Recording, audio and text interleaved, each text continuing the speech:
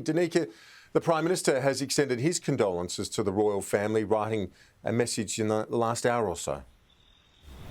He has at Admiralty House with Jenny, his wife, and the Governor-General. But he's also described Prince Philip as a man of great honour who lived his life with full duty. Prince Philip was a strong friend to Australia, having visited the country more than 20 times.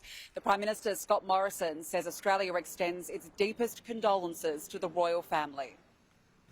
Very sad day, awaking to the news for many about the passing of His Royal Highness, the Duke of Edinburgh. And on behalf of the Australian people and the Australian Government, I extend our deepest sympathies and condolences to Her Majesty and the royal family. We give thanks for the life of who you described as your strength and your stay, your Prince, Prince Philip. Today, the Australian flag is flying at half-mast as a sign of condolence. Later today in Canberra, there will be a 41-gun salute, and tomorrow the Prime Minister will attend a service to pay his respects to the life of the Duke of Edinburgh. Australians will also get the same opportunity. Currently, online, a condolence book is available for any Australians wanting to write a message to Buckingham Palace. Those messages will then be archived by the Commonwealth, and in due course, announcements will be made for services which the general public can attend. The Prime Minister also says today we think about the Queen. But we also, Your Majesty, say to you as a Commonwealth, let us also now be your strength and stay, as you continue to endure, as you continue to serve so loyally and so faithfully, as you have done over so many generations. Australian leaders past and present are paying tribute to Prince Philip. Former Prime Minister John Howard said that today marks the end of what can only be described as one of the great relationships, 70 years of marriage between the Duke of Edinburgh and Her Majesty the Queen. I asked him about some of his fond memories of Prince Philip during his many visits to Australia. I just remember that there was always remarks about how long we'd all been around. Took an alert interest in, and his mannerisms and his demeanour went down well in Australia. He was a great combination of dignity, tradition and informality.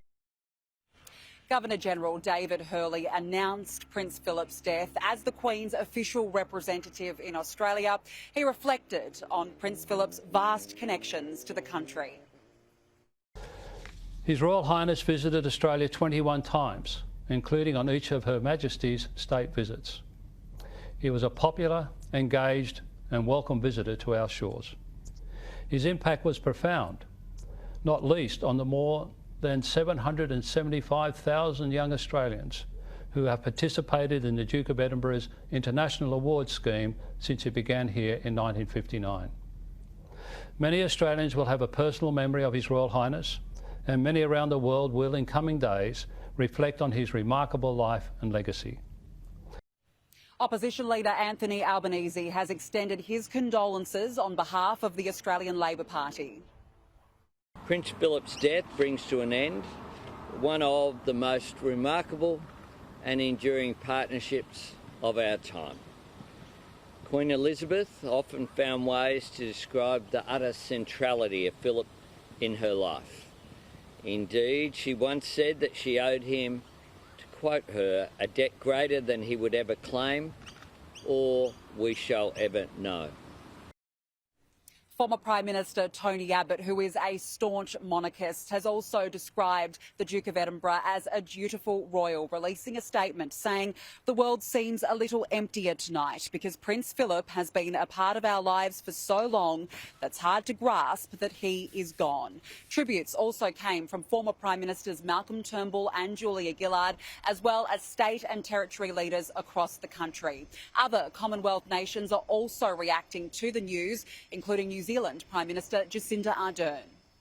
The Duke had a strong connection to New Zealand. He visited with Her Majesty the Queen on 10 occasions and then had additional solo visits. It goes without saying that at this sad time, on behalf of the New Zealand people, we share our condolences with the royal family.